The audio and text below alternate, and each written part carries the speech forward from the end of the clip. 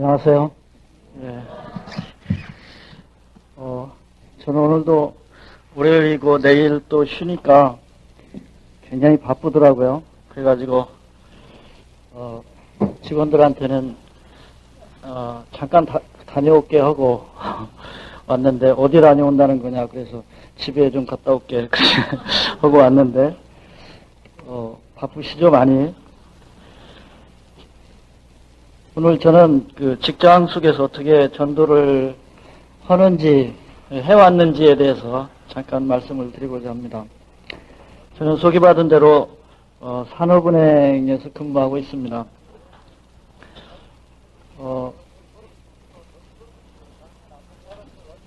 요즘은 뭐 직장이 하도 바쁘고 또 잘못하면 쫓겨나고 그래가지고 다들 이 직장에서 전도하는 말을 이렇게 꺼내기가 두렵고 그런 것 같아요. 근데 이런 속담이 있죠. 세상에 힘센 놈이 꽤 많은 놈을 못 당한답니다. 또 꽤 많은 놈이 재수 좋은 놈을 못 당한대요. 이 재수 좋은 놈이 운 좋은 놈을 못 당한답니다. 근데 이 운 좋은 놈이 복이 있는 사람을 못 당한대요. 근데 저는 복이 있다고 생각합니다. 제가 직장에서 일을 하면은 다른 사람들이 그래요. 내가 조금 힘들어하면 다른 사람이 그래요. 아마 잘 될 거예요. 그래요. 왜요? 그러면은 높은 분이 봐주잖아요. 그래요. 물론 이제 하나님이죠.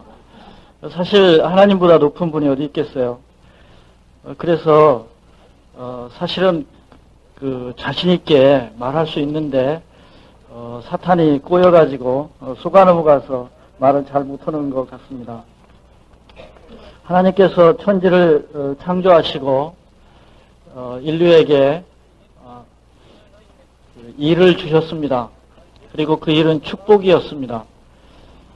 그래서 재미있고 그것이 즐거움이었는데 죄를 지어서 인간이 타락한 뒤에는 그 일이 영원과 잇대어 있지 않기 때문에 사망할 수밖에 없는 인간에게는 일이 고통스러운 일이었고 또 수고요 또 헛된 것이었습니다. 그러다가 예수님이 오셔서 우리에게 다시 영생을 주셨기 때문에 그 일이 다시금 영원에 잇대인 일이 될 수 있게 됐고 또 그 일이 축복이 됐습니다. 그런데 예수님 우리에게 영생을 주시기만 했을 뿐 아니라 이 영생을 잃어버린 사람들에게 영생을 전해주는 일을 우리에게 부탁하셨습니다. 즉 문화명령에다가 지상명령을 더 덧붙여 주셨습니다. 그리고 예수님은 이 문화명령과 지상명령의 우선순위에 관해서 먼저 그의 나라와 그의 의를 구하라고 하심으로써 지상명령에 우선을 둬야 된다 이렇게 가르쳐 주셨습니다.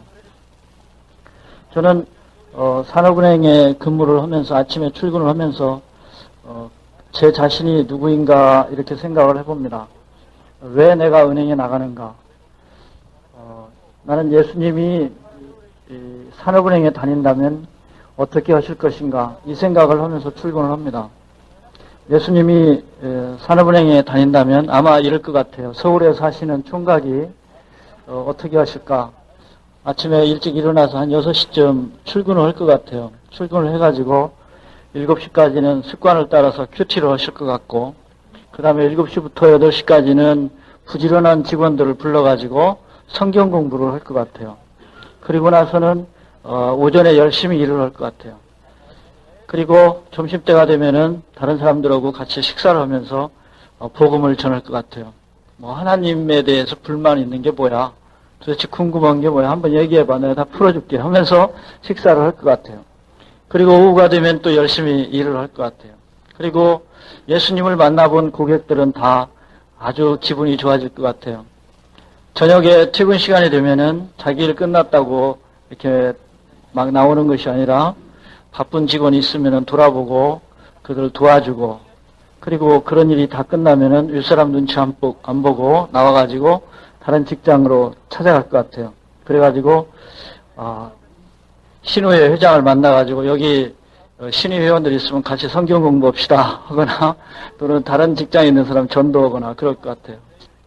그러다가 성경 공부 모임을 만들고 그래서 예수님이 성경을 가르치면 그 그룹에 있는 사람들이 어떻게 말을 하겠어요? 야, 오늘은 왜 이렇게 내 가슴이 뜨거워지냐? 왜 이렇게 이해가 잘 되냐? 참으로 권세 있는 가르침이다 이러면서 듣겠죠. 예수님은 한 12시쯤 집에 돌아오셔서 주무시고 또 그 다음날 또 일찍 출근을 할 것 같아요. 저희 은행 총재가 이 예수라는 행원이 일을 너무 열심히 하니까 잘하니까 불러가지고 이렇게 얘기한다고 생각해보죠. 예수 당신 굉장히 일을 잘한다는데 내가 당신을 과장으로 발탁하겠어. 그러면 예수님이 뭐라고 할까요? 할렐루야 그럴까요? 안 그럴 것 같아요. 청재님, 나는 일을 하면서 한 번도 총재님이 하시는 것 같은 그런 마음 자세로 안 한 바가 없습니다. 그리고 나는 승진 안 시켜줘도 그렇게 할 겁니다. 그리고 마음속으로는 사실은 이게 내 건데 이 사람아 이렇게 하면서 그리고 승진 안 시켜주면 일 안 하는 사람 그 사람 승진 시켜주세요. 그리고 사양할 것 같아요. 저도 예수님이 그럴 거라면 나도 그래야 된다고 생각해요. 예수님이 산업은행에 다니는 이유는 다른 게 아니라 잃어버린 자를 찾아 구원하기 위해서라고 생각을 합니다. 저 또한 그래야 된다고 생각하고요. 그래 만일에 산업은행이 복음화된다면 저는 아무 미련 없이 산업은행을 관두고 다른 직장으로 가야 되리라 생각을 합니다. 성경에 보면은 참으로 도저히 피해 나갈 수 없는 명령이 하나 있는데 그게 전도 명령입니다. 성경의 신약의 역사서들을 보면은 한결같이 복음을 전파하라. 그리고 그 복음을 전할 사람을 양육해서 너와 같은 지도자로 키워라 하는 명령을 계속해서 하고 있는 것을 봅니다. 사도행전 1장 8절에 보면은 잘 아시는 바와 같이 내 증인이 되어야 한다 이렇게 말씀을 하셨는데 증인이란 말은 마터, 영어의 마터의 어원이 이 증인이란 말입니다. 그러니까 순교자, 증인이 되려면 죽어야 된다는 것이죠. 목숨을 걸어야 된다는 것이죠. 저는 제 주변의 젊은 사람들에게 이렇게 도전을 합니다. 내 남은 여생을 무엇을 위해 살겠느냐? 1983년에 존 스컬리라는 사람이 펩시 회사의 사장으로 있었습니다. 그때 스티브 잡스가 그 사람을 찾아가지고 이렇게 물었습니다. 당신은 남은 여생을 설탕물이나 팔면서 보내겠는가? 아니면 이 세계를 변화시키는 일을 한번 해보겠는가? 그래서 그 사람은 설탕물 장사를 관뒀습니다. 그리고 애플사를 창립했습니다. 전 저희 주변에 있는 사람들에게 그럽니다. 당신은 당신의 젊음을 남의 돈이나 세주고 이 장부에 기장해주고 남 돈 불려주고 전산 코딩이나 하고 그러면서 보내겠는가? 아니면 이 세계를 변화시키는 일을 한번 해보겠는가? 그렇게 묻습니다. 예수님은 과거 2000여 년 동안 이 세계를 가장 효과적으로 변화시켜 오고 계십니다. 20세기가 끝나는 1999년 말에 영국의 타임즈에는 이런 기사가 실렸었습니다. 20세기 동안 세계를 변화시킨 혁명가들은 누구였는가 이런 기사가 있었어요. 근데 그 혁명가들 중에서 가장 뚜렷한 족적을 보인 세 사람을 얘기합니다. 하나는 진화론을 1세기에 퍼뜨린 다윈, 그리고 또 하나는 이 보이는 세계뿐 아니라 안 보이는 사람의 심리까지도 관찰하고 분석해내고 그것을 이해할 수 있다라고 성적인 접근을 하면서 이렇게 밝혀낸 프로이드, 그리고 또 하나는 칼막스의 사회주의입니다. 이 칼막스는 1907년에 17명이 모였습니다. 이 공산주의자들이죠. 그래가지고 이 사람들이 10년 만에 무려 7,000명이 됐습니다. 그리고 이 사람들이 그 뒤에 또 10년 만에 그 소련을 무너뜨리고 100만 군대가 되는 그 러시아의 군대를 무너뜨리고 거기에 소련을 세웠습니다. 그리고 세계를 거의 3분의 2 이상 이렇게 지배하고 그랬습니다. 그 결과가 우리나라에도 그 민족 상잔을 일으키고 그런 6.25 전쟁까지 가져와서 지금까지 그 상처가 있습니다. 그런데 기독교는 그러면 그동안에 뭐 했는가? 기독교는 쫄아들어 왔다는 겁니다. 어떤 사람들은 쓸데없는 일, 하나님으로부터 멀어지게 하고 사람의 마음속에서 하나님을 몰아내는 그런 일에 열심히 100년을 살아왔는데 우리 기독교는 오히려 점점 쫄아들어 왔다는 거예요. 그것은 왜일까? 그건 우리가 모두 다 죽지 않아서라고 생각이 듭니다.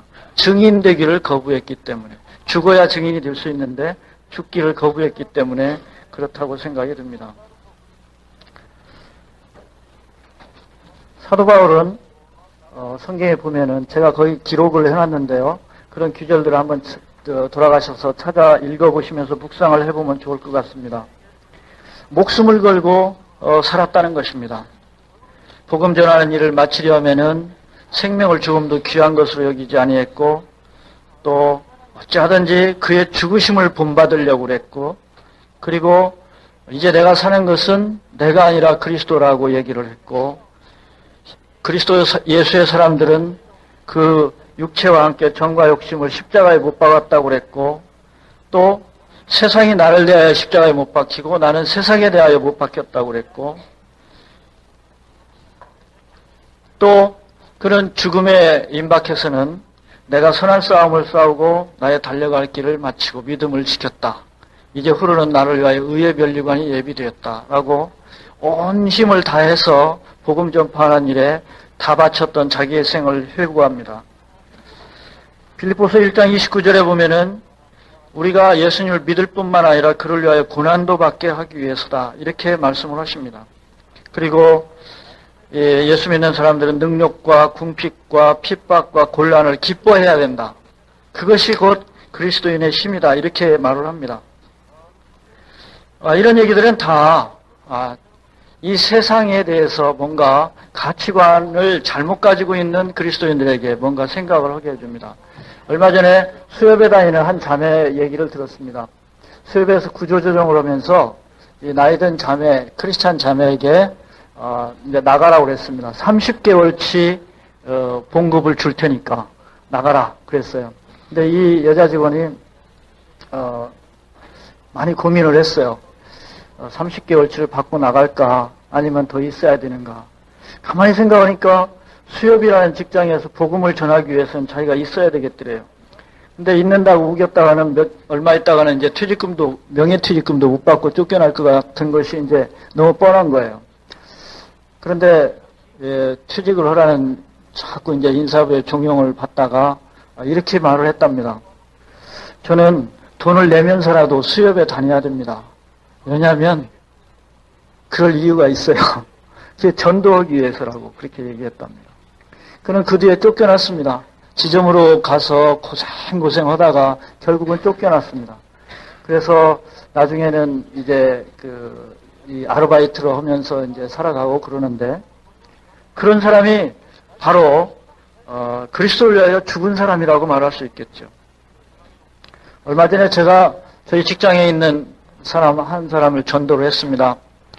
이 사람이 아침에 여자 직원인데 세수도 안 한 것 같이 머리도 안 빗고 이렇게 꾀죄죄하게 나왔더라고. 화장도 안 하고. 여자가 화장 안 하고 나타났다는 건 큰일 난 거 아닙니까? 근데 그날 뭔 일이 있겠구나 하고 그 주변에서 맴돌았습니다. 제가 그랬더니 그 여자 직원이 뭐 흰 봉투를 자기 백 속에 하나 이렇게 집어넣더라고요. 그래서 그 직원이 잠깐 자리를 빈 사이에 내가 백을 뒤져서 그 봉투를 열어봤어요. 그랬더니 사직서가 들어있더라고요. 저는 이제 그 직원에게 전도를 할 기회를 찾기 위해서 이렇게 기다리고 있었는데, 이제 사표를 내면 그만이지 않습니까? 그래서 제가 돌아왔길래 사정을 했습니다. 저랑 식사 한번 같이 합시다. 그랬더니 레임덕 현상이 나온 거예요. 이제 은행 관둘 건데 담당 팀장 말이 무서울 게 뭐 있겠어요. 식사 안 한다는 거예요. 그래서 제가 사정사정했어요. 혹시 내가 너하고 지내면서 조금이라도 너에게 좀 좋은 일을 했다고 생각 들걸랑 나랑 식사 한 번만 하자. 그랬더니 그러면은 식사만 하는 겁니다. 그러더라고요. 그래서 식사를 하면서 복음을 전했어요. 그랬더니 이 자매가 엉엉 울면서 정말 예수 믿으면 마음이 평안해져요. 그러더라고요. 그래서 그렇고 말고 수고하고 무거운 짐진 자들아 다 내게로 오라. 내가 너를 쉬게 하리라 하신 분이 바로 예수님이다. 하면서 얘기를 했더니 예수님을 영접을 했어요. 그리고 그리부터 아주 신앙생활을 잘하게 됐어요. 근데 그 사람이 한 1년 동안 이렇게 지나다가 저한테 식사를 사겠다는 거예요. 그래서 식사를 했는데 저보고 그러는 거예요. 성경을 정말 믿습니까? 그러는 거예요. 그래서 믿지. 그랬더니 성경을 믿는데 그렇게 살 수가 있습니까? 그러는 거예요. 저보고. 그러니까 자기가 보기에는 이게 못마땅한 거예요. 이게 자기가 읽은 성경에 의하면은 이 노일 때가 그렇게 살면 안 되는데 한심하다는 겁니다. 그래서 제가 화가 나가지고 그 마음으로 화가 나가지고 나만큼만 살아봐 그랬는데 이 사람이 계속해서 이렇게 얘기하는 거예요. 저는 말이죠. 요즘 유레카 하면서 산다는 거예요. 그러니까 진리를 발견한 기쁨에 겨워서 자기는 지상 한 15cm쯤 붕붕 떠다닌다는 거예요. 그러면서 저한테 도전을 하는 거예요. 그래서 제가 또 그때 생각을 했죠. 내가 덜 죽어서 그렇구나. 그런 생각을 하면서 회개를 했습니다. 언젠가는 저희 부서에 아주 저희 직장에서 나쁜 사람으로 소문난 부장이 발령이 나서 왔어요. 제가 주위에 경고령을 내렸습니다. 내가 옛날에 그 사람이랑 같이 근무한 적이 있었기 때문에 이 사람 근처에 가지 마라. 하고 우리 직원들의 좌석 배치를 바꿨어요. 부장실로부터 내가 가까이 앉고 다른 사람들은 다 멀리 앉혔어요. 그리고 부장이 뭘 시키면 내가 들어갔어요. 왜냐하면 그 사람한테 한번 걸리면 아주 녹초가 돼요. 그리고 기분 나빠서 일을 못해. 나는 당해봐서 알으니까 내가 당해주겠다 그랬는데 제가 하여튼 열심히 해줬어요. 심지어 뭐 자기 딸 그 이력서도 써달래요, 저보고. 그러니까 제가 그런 것도 써줘요. 열심히 해줬어요. 하여튼 죽게 하더라고 해서 그렇게 해줬어요. 그랬더니 한 번은 이 양반이 식사를 사겠다는 거예요. 괜히 잘해줬다 싶더라고요. 그래서 밥을 이제 먹으면서 밥만 먹고 말아야지. 그랬는데 식사를 하신다면은 차나 한잔 할까 그래요. 차는 무슨 차요? 그냥 들어가시죠. 그랬더니 한잔 해야 된다는 거예요. 차를 마시면서 제가 속으로 다짐을 했죠. 내 죽어도 이 사람한테는 전도 안 합니다. 내가. 그런 생각을 했는데 이분이 이러는 거야. 그래 교회는 잘 다니나? 그러는 거예요. 이거 하나님 왜 이러십니까? 정말 이 사람은 싫은데. 근데 제가 아무리 나쁜 놈이로서니 그렇게 나오는데 복음을 전하지 않을 수가 없더라고요. 그래서 부장님 제가 믿는 예수님에 대해서 잠깐 얘기해도 될까요? 그랬더니 그래 해봐 그러는 거예요. 그래서 복음을 전하게 됐어요. 근데 이 영생이 공짜라는 사실을 이렇게 설명을 해나가는데 이분의 얼굴이 어떻게 환하게 피는지 난 그분이 그렇게 미남인지 몰랐어요. 정말 잘생긴 분이더라고요. 저는 옛날에 성만찬인가요? 그 그림에 예수님의 모델과 가룟 유다의 모델이 같은 사람이라는 얘기를 들은 적이 있는데 한 사람이 그렇게 변할 수 있다. 그런 얘기를 들은 적이 있는데 이분이 이렇게 멋있는 분이구나 하는 생각을 했어요. 그 뒤에 그분은 잘 들었어. 내가 나중에 교회 갈게 그러더라고요. 근데 사실 제 마음속에는 내가 가지고 있는 여러 가지 약점 때문에 내가 죽지 못하고 이 복음을 제대로 못 전하고 있는 경우가 많이 있습니다. 저는 직업에서 성공하느냐 못했느냐는 건 성경에서는 아무 관심이 없는 것 같아요. 직업적으로 성공한 사람, 제일 잘한 사람이 솔로몬일 텐데 그 솔로몬을 이렇게 대단하게 평가하지 않는 것 같아요. 그러나 무디라든가 구두 수성공이었던 무디라든가 납댐 하는 집의 아들이었던 지안 버년이라든가 또는 목재소 직공이었던 도슨 트로트맨이라든가 이런 사람들이 직업이 무엇이었든 간에 그건 그렇게 중요하지 않다고 생각합니다. 문제는 직장 속에서 내가 정말 복음을 전하여서 나 때문에 예수 믿게 된 사람이 있는가 없는가, 이것이 중요한 문제인 것 같아요. 저희 직장에 얼마 전에 총재님이 바뀌었어요. 부임한 지 한 8개월 만에 바뀌었습니다. 그래서 신문에도 나고 그랬는데 이분이 장로님이에요. 저는 그분의 그 퇴임사가 참 가슴이 아픕니다. 퇴임을 하시면서 정말 젊은 나이에 재경부 차관을 하고 산업은행 총재를 하고 그래서 정말 잘 나가는 분이었는데 갑자기 퇴임을 하게 되니까 참 무슨 말을 하실까 이렇게 생각을 했는데 참 안심이 되기도 했어요. 의례적인 말씀을 하신 뒤에 난 정말 직장 생활을 하면서 내 영혼이 메말라가는 것을 느꼈습니다. 근데 하도 일들이 많아서 내 영혼에 말라가는 것을 그냥 방치해두고 살았습니다. 근데 내가 이번에 이렇게 직장을 관두게 되니까 하나님 은혜에 대해서 굉장히 감사하게 생각했습니다. 이제 한 일주일 동안 이 발표가 난 뒤에 이제 내정만 돼 있다가 나중에 이제 일주일 뒤에 확정이 됐는데 그 기간 동안에 많이 자기의 영혼을 살펴봤다는 겁니다. 그리고 하나님께 감사하게 됐대요. 그러면서 이 험한 세상에 살아가시면서 여러분 혼자 살기 힘들다. 하나님의 가호가 여러분에게 있기를 바란다 하면서 가시더라고요. 근데 그분이 참 많은 일을 하셨는데 전도는 안 하셨거든요. 직장에서. 장로님이 직장에서 뭐가 우선일까요? 총재일이 우선일까요? 전도가 우선일까요? 여러분 어떻게 생각하실지 모르겠어요. 근데 저는 전도가 우선이라고 생각합니다. 술 안 먹고 담배 안 피고 나쁜 짓 안 하는 거 그거야 웬만하면 다 하는 일이고 적극적으로 나 때문에 예수 믿은 사람이 있어야 이게 정말 직장생활 제대로 한 거 아니겠습니까? 직장을 관둘 때 대과 없이 이 직장을 몇십 년 다니게 해주신 하나님께 감사합니다. 이건 감사할 일이 아닙니다. 이제 혼날 일만 남은 겁니다. 너 뭐더러 거기 먹고 살려고 다녔느냐? 그건 아닐 겁니다.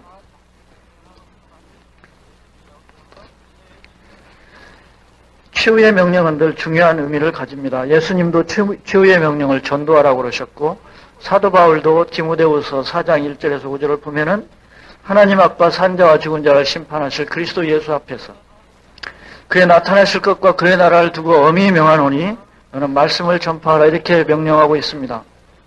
저는 효봉 스님이 내일이 이제 석탄절인데 효봉 스님이 한 말이 생각이 나요. 그분이 죽으면서 뭐라고 그럴게요? 내가 지금까지 한 말은 다 거짓말이요 하고 죽었어요. 그걸 믿는 사람들이 참 불쌍해요. 성철 스님은 뭐라고 그러냐면은 남 죽으면 분명히 지옥 갈 거다. 왜냐하면 내 죄업이 수미산을 넘기 때문에 그렇다. 이렇게 얘기했어요. 성철 같은 사람도 지옥 간다는데 그거 믿으면 내가 그거 믿어봐야 뻔한 거 아니겠어요? 나는 그 말은 혹시 못한데. 근데 예수님은 우리에게 이것이 진리다 말씀하셨고 그의 제자들은 한결같이 여기에 목숨을 걸어라. 그래도 아깝지 않다. 그렇게 가르쳐 주셨다는 것이 저에게는 굉장히 용기를 줍니다. 사도 바울의 말씀도 지상명령의 내용과 똑같습니다. 저는 이 디모데 후서에 있는 내용이 흔히 디모데 후서는 목회서신이라고 그래가지고 목회자들이 지켜야 될 내용이다 이렇게 생각을 하는데 옛날엔 목회자나 평신도나 차이가 있었겠습니까? 없었죠. 그러니까 이거는 평신도인 우리에게도 당연히 적용되는 말씀이라고 생각합니다. 우리 교회에 있는 분들은 다 잘 아시는 거지만은 사실 목회자는 자신의 우수성을 입증하는 것이 자기의 일이 되어서는 안 될 겁니다. 자기가 가르치는 사람이 정말 대단한 사람이라고 그래서 나보다 더 훌륭한 사람이라고 그들을 무장시켜서 내놓는 때 그때 성공한 목회자고 정말로 자기보다 우수한 동역자를 키워내는 것이 목회자의 할 일이라고 생각이 듭니다. 우리 교회에 있는 분들은 다 그런 분들이 많다고 생각이 돼요. 교회 내 평신도에 그 엄청난 잠재력을 깨우지 않는 한 지상명령 성취는 불가능합니다. 전 세계적으로 1000만도 안 되는 목회자들이 아무리 동분서주한다고 해도 이 60억의 인류를 다 복음화하기에는 역부족입니다. 그러나 평신도들이 일어서기만 하면 평신도를 아무리 짜게 잡아도 한 7억은 된답니다. 구원받은 그 크리스찬이. 이 7억 명이 1년에 한 명만 전도해서 제자를 삼아도 금방 14억 되지 않겠어요? 한 1년만 더 하면 28억 되고 56억 되고 금방입니다. 이 평신도가 깨어나는 게 그렇게 중요합니다. 그래서 존 스토트 목사님은 그렇게 말을 했습니다. 첫 번째 종교개혁이 평신도들에게 성경을 들려준 것이었다면 두 번째 종교개혁은 평신도들에게 사역, 미니스트리를 맡기는 것이 될 것이다. 그런 말을 했습니다. 바로 우리가 해야 될 일이라는 것입니다. 저는 우리 크리스찬들은 죽으면은 절대로 죄에 대해서는 심판받지 않으리라고 확신합니다. 다만 이걸 물어보실 것 같아요. 내가 너한테 전도하라고 그랬는데 전도했느냐? 그걸 물어보실 것 같아요. 그것이 유일한 시험이라고 사도 바울은 디모데후서 4장에서 말합니다.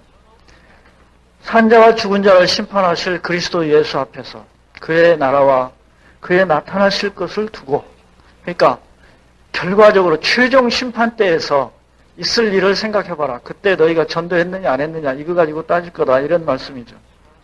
전 저희 직장에서 제가 대리 승진시험 출제를 해본 적이 있는데요. 그때 채점을 하다 보니까 제가 낸 문제하고 다른 문제를 자기가 내가지고 자기가 답을 써놨더라고요. 그 점수 줄 수가 없어요. 이름 처음에 생각하면 이거 공부한 사람이니까 조금이라도 줘야 되지 않을까 이렇게 생각을 했는데 그랬다면 시험 볼 필요가 없죠 뭐. 근데 성경에서 우리 크리스천에게 주어진 유일한 시험, 유일한 심판의 기준, 그건 전도라고 가르쳐주고 있습니다. 저는 천국에서 나의 행동을 어떻게 평가할까, 예수님이 나의 행동을 어떻게 평가할까, 거기에 관심을 가져야 된다고 생각합니다. 이런 예화가 있어요. 어떤 처녀가 할머니가 가지고 있는 반지를 아주 갖고 싶어 했어요. 그래서 심지어는 자기 할머니가 빨리 돌아가시기를 기대하고 있었어요. 이 할머니도 이 반지가 엄청난 반지라고 계속 얘기하는 거예요. 마침내 할머니가 돌아가시고 처녀에게 반지가 이제 차지가 됐어요. 이 처녀는 반지를 특별한 날만 차고 다니고 끼고 다니고, 그 다음에 다른 날은 이렇게 장롱속에 숨겨뒀어요. 잃어버릴까 봐. 그러다가 아무래도 불안했어요. 이 반지를 잃어버리게 되면은 큰일이다 생각이 들어서 보험이라도 들어둬야 되겠다 생각을 했습니다. 그래서 감정을 하게 됐어요. 감정 결과가 놀랍게 나왔어요. 이게 1,000원도 안 가는 모조품이라는 거예요. 그래서 그때부터 이 처녀는 자유를 맛보게 됐습니다. 여러분, 우리가 지금 가지고서 굉장히 가치 있다고 생각하고 못 놓는 그것이 정말 나중에 가면은 아무런 가치 없는 일이라는 것을 깨닫게 될 때 얼마나 허무하겠습니까? 저는 이 세상에서 가장 중요한 건 사람의 영혼이라고 생각합니다. 성경에 있는 내용들은 아무리 읽어봐도 전도가 제일 중요한 일이고 우리가 해야 될 일이라고 생각을 하게 만들어줍니다. 저는 직장에서 이렇게 이제 차를 마시거나 쉬는 시간에 전도를 하면은 다른 사람이 그래요. 또 회원 모집하는구나 그래요. 그래요. 회원 모집해요. 뭐 스키 타러 가는 회원 모집하는 건 괜찮고, 술 먹는 회원 모집하는 건 괜찮고, 예수 믿자는 회원 모집하는 건 왜 안 되는 일입니까? 내 주변에 있는 사람이 토사광난이 나가지고 떼굴떼굴 둥그는데 그걸 업고 병원 가는 게 당연한 거 아니겠어요? 근데 그 영혼이 아파가지고 말도 못하고 속으로 끙끙 앓으면서 정말 아무도 없는 데 가서 그냥 통곡이라도 하고 싶은 그런 아픈 가슴을 가지고 살아가는 사람들에게 복음을 전해주는 것, 그들에게 솔루션을 주는 것이 어찌 그게 직장에서 못할 일이겠어요? 근데 복음 전하면 신성한 직장에서 어쩌고 그래요? 신성한 직장에서 담배도 피고 나쁜 짓도 하면서 저는 그거에 꿀릴 필요가 없다고 생각해요. 그래서 저는 얘기를 하면서 어쨌든지 이 복음의 내용으로 이렇게 이끌려고 노력을 합니다. 저는 하나님이 우리를 얼마나 사랑하는가에 대해서 이런 상상을 해봐요. 성부, 성자, 성령께서 태초에 세 분이 대화를 나누고 계신 걸 제가 상상을 해봅니다. 성부 하나님께서 이렇게 말씀하십니다. 여러분, 저 일대가 얼마나 사랑스럽습니까? 하고 저를 가리키는 거예요. 그러니까 성자 하나님이 아유, 말도 마세요. 나 이뻐 죽겠어요. 그러니까 성령 하나님께서 저는 어떻게 해요? 저는 아예 저 일대 속에 들어가 살았으면 딱 좋겠어요. 그러는 거예요. 근데 성부 하나님께서 초를 칩니다. 근데 저는 하는 짓 좀 보세요. 그러니까 예수님이 아주 슬퍼하십니다. 그러면서 나 저 일대가 없는 천국은 나에게 의미가 없어요. 전국에 저 일대를 데려오기 위해서라면 죽기라도 하겠어요. 심각하게 그렇게 하시는 거예요. 그러니까 하나님이 성부 하나님께서 정말 죽기라도 하겠어요? 그러면요. 그러니까 성부 하나님이 그랬어요. 그럼 죽으세요. 그러니까 성자 하나님이 죽지요. 그러니까 성령 하나님이 이렇게 얘기하셨어요. 그래요. 죽으시면 내가 당신을 살려낼게요. 그리고 저 일대의 가슴 속에 들어가서 우리가 저놈을 얼마나 사랑하는지 알려주고 저놈을 성화시켜서 천국으로 데려올게요. 이렇게 세 분이 합의를 하셨어요. 그래, 좋다. 그러면 일대를 그렇게 구원하자 해가지고 노일대 구원 프로젝트를 짰는데 그게 성경에 기록된 내용이다. 저는 이렇게 상상을 해요.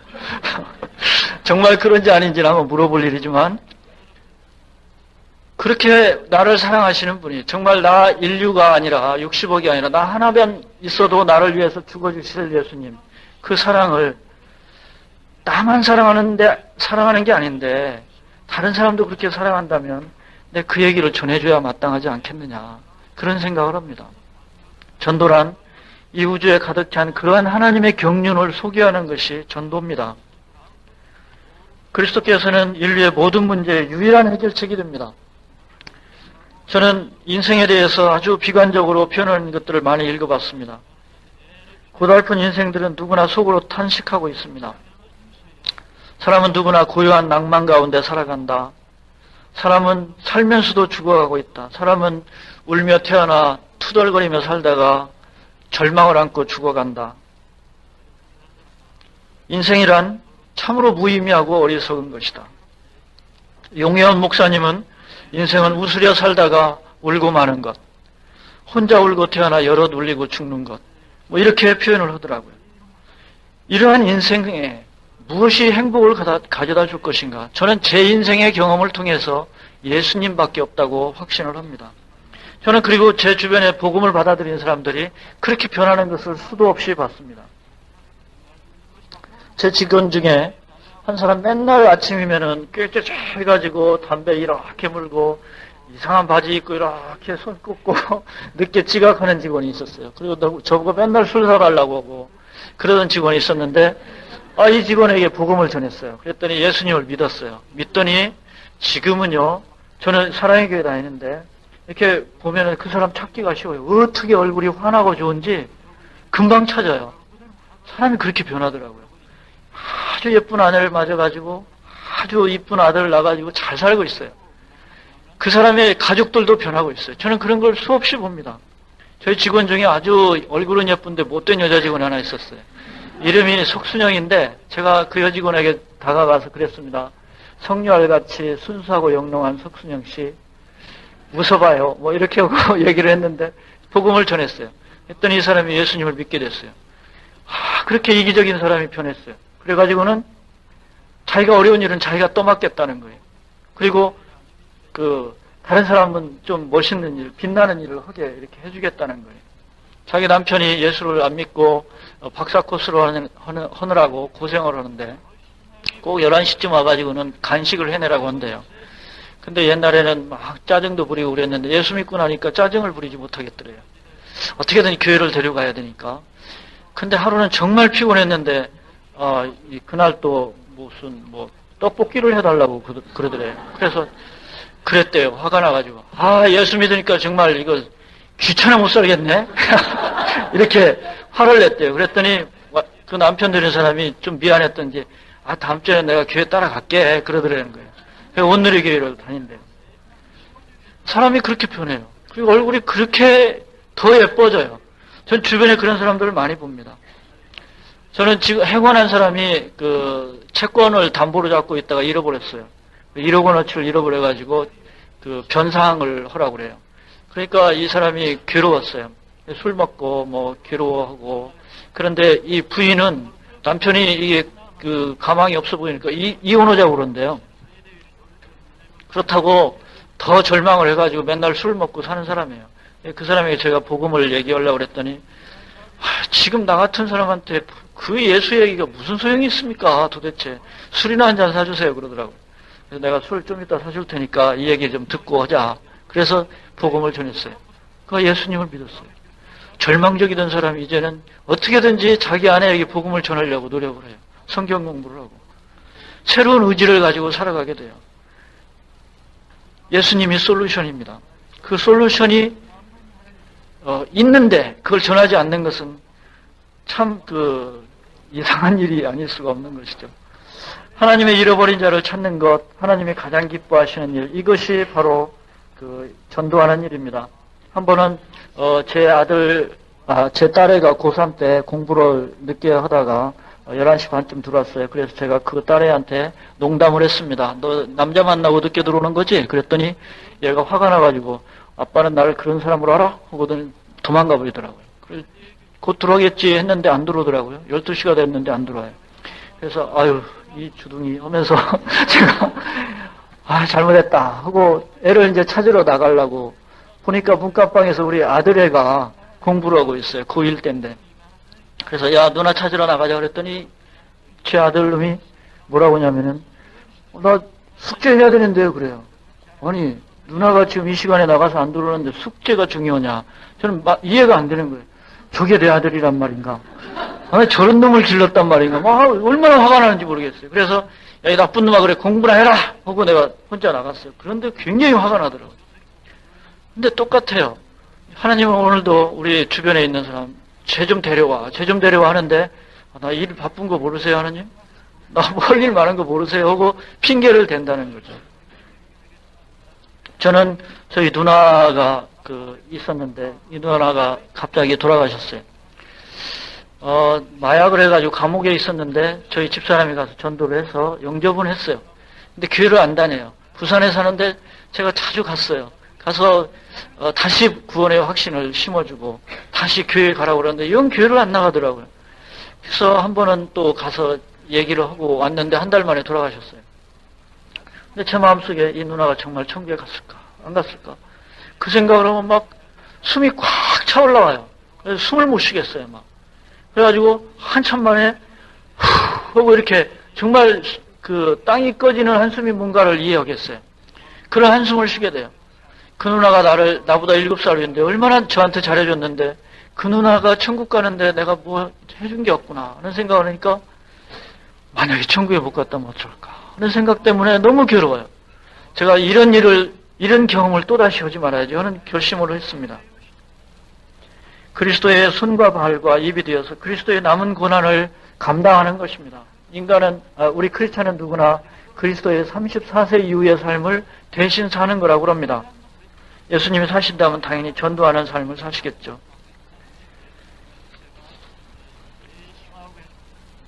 빚을 갚는 일입니다. 어저께 저는 설교 들으면서 양화진에 수많은 선교사들이 묻혀있는 얘기를 들으면서 다시 한번 또 생각을 했습니다. 많은 사람들의 피해 대가로 저에게 복음이 전해지고 내가 구원을 얻게 됐는데 내가 여기서 말 수는 없다 그런 생각을 하게 됐습니다. 정말 젊음을 그리스도와의 열애에 빠져서 그리스도의 신부로서 그리스도의 아기를 실컷 낳아보고 늙었으면 좋겠어요. 한 번은 지하철에서 어떤 노인이 전도를 하더라고요. 정말 늙으면 힘이 없어지는가 봐요. 꾸부정해가지고 입은 이렇게 벌려 예수 믿으세요 그러는데 꼭 다 타버린 흰 연탄재가 생각나더라고요. 이 까만 이 연탄은 불이 붙으면 빨개 가지고 거기다 물을 올려놓으면 금방 팔팔 끓는데 다 타버린 쟤는 그 위에다 뭘 놔봐야 커피 한 잔 끓이기도 힘들지 않습니까? 젊음은 어디다 썼고 그분이 젊어서도 전도했다면 좋겠는데 늙어서 저럴 수도 있다 그런 생각을 하니까 이 젊을 때 더 해야 되겠다 그런 생각을 하게 됩니다. 요즘 아파트에서 개를 기르면서 개가 짖고 이웃이 뭐라고 그러니까 개의 성대를 수술해 준답니다. 그러면은 개가 짖지도 못하고 캑캑거린대요. 그러면은 정말 그 개는 개만도 못한 개가 되죠. 그리스도인이 전도를 못하면은 비슷한 거죠.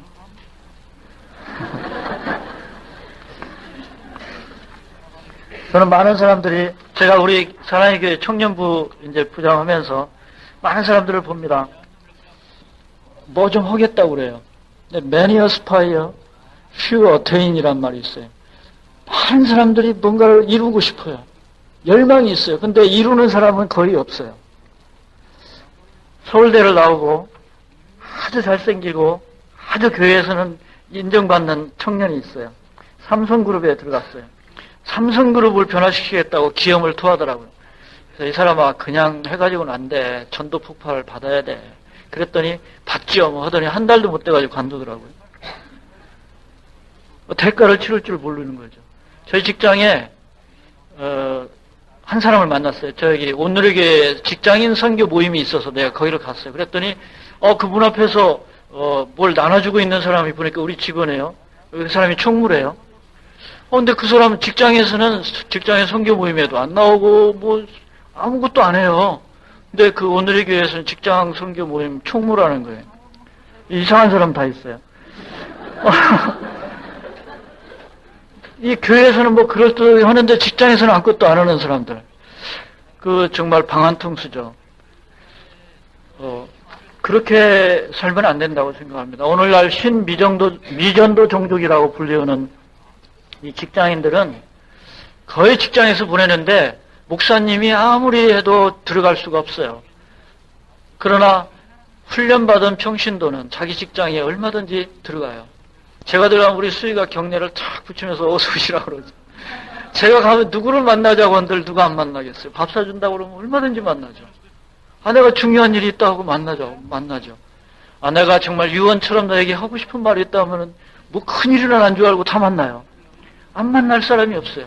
30년 직장 생활을 하면은 1년에 250일 잡고 7,500번 다른 사람에게 이렇게 복음을 전할 기회가 있어요. 하루에 한 번만 하더라도. 이러한 직장인이 직장 선교사라는 소명의식을 가지고만 산다면 우리의 직장에서는 변화받는 사람들이 많이 일어날 것입니다. 직장에서 이제 선교회를 친교 대신 친교가 아니라 선교회로 바꾸고, 그냥 예배 모임이 아니라 가급적이면 전도 모임으로, 전도 세미나로, 무슨 간증 집회로, 또는 창조과학 세미나로, 또는 영화 상영으로고요. 그리고 성경 공부를 하고 제자 훈련을 하고 하는 모임으로 바꿔야 되리라 생각을 합니다. 정말 별로 중요하지 않은 일을 가지고 인생을 허비하는 분들이 많아요. 이 직장 생활을 하면 시간이 별로 없잖아요. 그러니까 남들이 하는 일을 몇 가지 하지 말아야 돼요. 취미 활동을 하지 말아야 돼요. 음악, 영화, 바둑, 소설, 여행 이런 거 하지 말아야 시간이 납니다. 그래서 그 시간을 자기가 성경 공부하고 전도하고 전도 훈련받고 하는 데 써야 돼요. 그렇지 않고서는 안 돼요. 토요일을 쉬는 날로 생각하면 절대 전도 못해요. 토요일은 전도하는 날, 토요일은 훈련받는 날 이렇게 정해야 돼요. 그래서 그렇게 해서 남는 시간 가지고 훈련받고 전도해야 직장인으로서 전도를 할 수가 있습니다. 저는 직장에서도 일을 잘하고 전도도 잘하는 사람이 되어야 되는데 만약에 나는 죽어도 한 가지밖에 못하겠다. 둘 중에 하나밖에는 잘할 수 없다. 나는 한 가지에 몰두하면 다른 걸 못하겠다 한다면 차라리 저는 직장을 관두라고 말하고 싶어요. 그러려면 차라리 목사가 되세요. 그게 나아요. 둘 중에 하나만 한다면 직장 다니는 거 아무나 하잖아요. 그거요. 먹고 사는 거야. 돼지는 못 먹고 사나요? 꿀꿀거리기만 해도 먹고 사는데 그건 중요하지 않아요. 인간과 돼지가 달라야죠. 두 가지를 다 해야 돼요. 다 잘해야 되는데 다 잘할 수 있어요. 하나님께서 그렇게 해주시기로 약속을 해주셨습니다. 저는 직장에서 전도를 생활해야 된다고 생각합니다. 저는 누구하고 친하기 위해서 다른 사람과 같이 팀워크로 일하기를 좋아합니다. 한 번은 저희 임원들 전산교육이 있어서 제가 하게 됐어요. 그런데 아주 똑똑하긴 한데 사교성이 없고 조금 생각이 하나님하고 먼 사람이 있었어요. 그래서 제가 그 사람에게 나를 보조해달라고 했어요. 그래서 둘이 이제 한 달 정도 이렇게 같이 일을 하게 됐는데, 같이 일하면서 계속 얘기를 했어요. 나중에 알고 보니까 그 사람이 그 대리시험을 한 3년 떨어졌어요. 그랬더니 그 부인이 그 남편을 아주 무능한 사람으로 보고 싸우다가 이혼을 했어요. 혼자 사는 거예요. 애 둘 데리고 혼자 살고 있는데 참 비참하더라고요. 그래서 제가 복음을 전했어요. 그랬더니 예수님을 믿게 됐어요. 그리고 우리 교회를 다니게 됐어요. 근데 우리 교회 다녔는데 이제 애 둘이 와가지고 여기 이제 그 주일학교 가면은 그 지 엄마가 없으니까 이 애가 막 그 주일학교 데려다 주면은 그 여선생님한테 막 달려가요. 그러면 이 여선생님이 걔를 탁 껴안고 이렇게 볼을 비벼주면 얘가 안겨가지고 떨어지려고 하네요. 그걸 지 아버지가 보고 있으면은 그 교회를 안 올 수가 없는 거예요. 그래서 계속 교회로 오더라고요. 근데 하루는 어떤 여자한테 전화가 왔어요.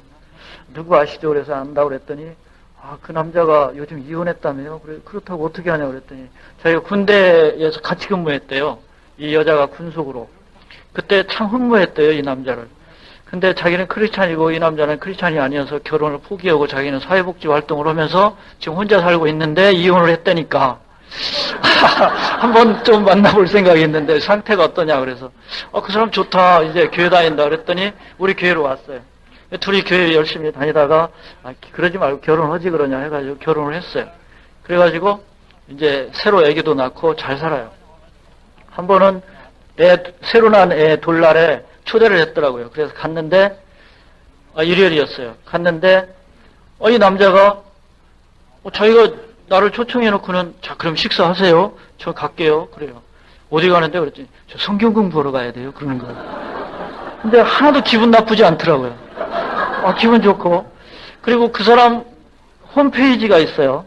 그 홈페이지 이제 그 사람 이제 직장을 관두고 컴퓨터 회사를 하는데 홈페이지 가니까 거기에 딱 가운데 이렇게 써 있는 거예요. 저에게 복음을 전해준 노일대 집사님께 감사를 드립니다. 이렇게 이 홈페이지 가운데 딱 써놨더라고요. 야, 이 사람이 그렇게 고마운가 보다 생각이 들어요. 전 연수 받을 때 자기소개 시간이 있느냐고 묻습니다. 시간이 있다 그러면 몇 분 정도 시간 줄 겁니다. 그러면 마음대로 하라고 근데 그렇게 길게 할 거냐고 그래요. 그러면 나 1분만 시간 줬으면 좋겠다 그러면 그래 하라고 그래요. 되게 자기소개하라면 10초도 못하고 30초도 못하는데 저는 1분 간증을 이제 합니다. 그리고서 제가 어떻게 변했는지 지금 예수님이 나에게 얼마나 의미가 있는 분인지를 얘기를 합니다. 그러면 연수받는 한 3박 4일 되거나 그런 기간 동안은 계속 사람들이 나와 접촉하고 싶어하는 사람도 있고 같은 방 쓰는 사람도 얘기할 거리가 생기고 전도할 기회가 됩니다. 아주 좋은 방법이죠. 거래처 사람을 만나서 식사를 하면은 가급적이면은 좀 조용한 방에 가서 식사를 하고 그에게 복음을 전하기도 하고요. 한 번은 제가 컨설턴트와 일을 하게 됐는데 이 컨설턴트가 저희 산업은행에 비전이 있느니 없느니 막 한참 저한테 혼내더라고요. 그래서 당신은 비전이 있습니까? 그랬더니 없다고 하더라고요. 그래서 나는 비전이 있다. 그랬더니 무슨 비전이냐고 그래요. 나는 1년에 한 명씩 나 같은 사람을 만드는 거다. 그래서 나같이 생각하고 나같이 말하고 나같이 행동하고 나 같은 가치관을 가지고 나 같은 꿈을 꾸고 살아가는 사람 그런 사람을 만들 거다. 그러면 1년 뒤에 그런 사람이 둘이 될 거고 또 그 사람도 또 그런 사람을 만들 테니까 2년 뒤에는 4명이 되고 8명이 되고 16이 되고 그래서 10년 뒤에는 1000명이 될 거다. 20년 뒤에는 100만 명이 되고 30년 뒤에는 10억이 되고 31년 뒤에는 20억, 40억 그래서 33년 후에는 80억이 될 거다. 내 나이 70이 되면 온 인류는 다 나 같은 사람으로 가득 찰 거다. 그게 내 비전이다. 그랬더니 그런 비전 처음 들어본다고? 어디서 나왔냐고 그래요. 성경에 있는 얘기다. 자기 연대 나왔는데 성경에 그런 거 못 봤는데 그래요.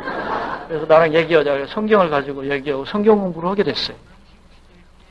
만나는 사람마다 사실 다 뭔가 가치 있는 일을 찾고 있고 뭔가 의미 있는 일, 생명을 얻을 수 있는 길이 있을까 하고 찾고 있습니다. 그들에게 우리가 조금만 관심을 갖는다면 복음을 전할 수가 있는 것입니다. 제가 마지막으로 몇 가지 권면을 하고 싶습니다. 저는 무엇보다도 복음을 전하려면 자기가 복음에 대해서 감동해야 됩니다. 제가 산수 문제를 내겠습니다. 이거는 저희 직장인 목사님들이 전도 폭발 훈련을 하다가 어떻게 하면 구원의 확신을 잘 심어줄 수 있을까를 이 워크숍을 했어요. 하다가 만들어낸 산수입니다. 잘 계산하십시오. 내가 일생 동안 짓는 죄가 10,000개입니다. 내가 예수 믿기 전에 지은 죄가 5,000개입니다. 믿고 난 뒤에 지은 죄가 5,000개입니다. 믿기 전에 지은 죄 중에 생각나는 죄가 2,500개이고 생각 안 나는 죄가 2,500개. 생각난 죄 500개 중에서 고백한 죄가 250개, 안 고백한 게 나머지. 예수 믿고 난 뒤에 지금까지 지은 죄가 500개, 앞으로 지을 죄가 4,500개. 지은 죄 중에 생각나는 게 200개, 고백한 게 100개입니다. 내 죄가 지금 몇 개 용서받았죠? 예. 계산하고 있는 분은 그 머리가 좋은 게 아니고 10,000개 다 용서받았습니다. 예. 저는요, 제가 아무리 죄를 지어도 용서받았다는 사실을 확신합니다. 저는 죄를 용서해달라고 기도 안 합니다. 하나님, 내가 또 이런 죄를 지었습니다. 우리 집사람에게 또 짜증을 부렸습니다. 이 죄는 내 죄 중에서 가장 경미한 죄입니다. 창피하니까. 근데 이 죄도 용서해 주셨음을 인하여 감사드립니다. 근데 내 이 죄 좀 안 지켜 좀 도와주십시오. 이 죄가 주님을 슬프게 하는 것을 압니다. 그러니까 내가 이래 하겠으니까 주님 좀 도와주세요. 그리고 이제 주님이 나의 왕이 되어주세요. 저를 지배해 주세요. 주님이 저를 지배하고 있음을 믿습니다. 하고 다시 성령 충만해져서 살아가곤 합니다. 저는 제가 죄 지은 것 때문에 전도하지 못하거나 그런 일이 없습니다. 아무리 죄를 지었어도 저는 금방 그 죄를 해결할 수 있기 때문에. 디모데후서 2장 1절에 보면은 사도 바울은 디모데에게 내가 그리스도 예수 안에 있는 은혜 속에서 강하라고 권면하고 있습니다. 이 말은 내가 그리스도 예수 안에 있는 은혜를 깊이 묵상함으로 거기로부터 힘을 얻어서 전도자의 삶을 살아가라, 이렇게 말하고 있는 것입니다.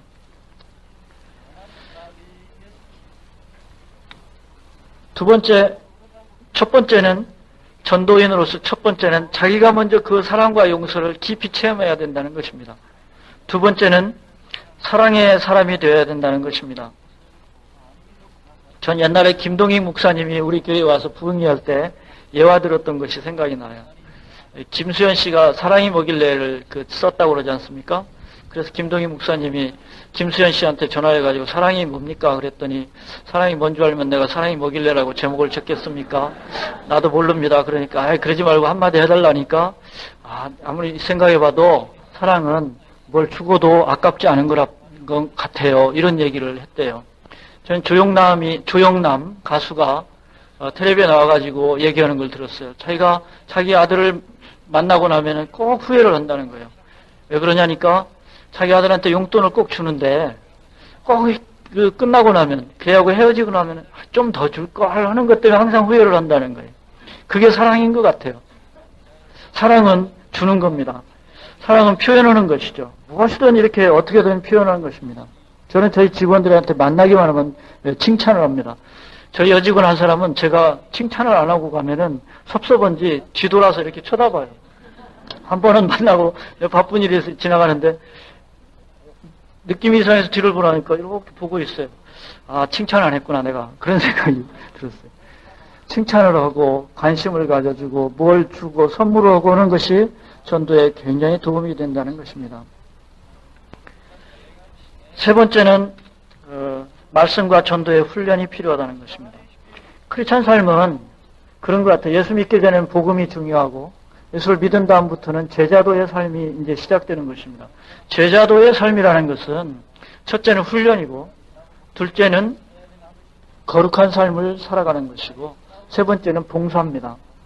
근데 훈련받지 않은 사람은 그 사람의 봉사가 너무나 터프해요. 너무나 좋지 않아요. 봉사가 봉사 같지가 않아요.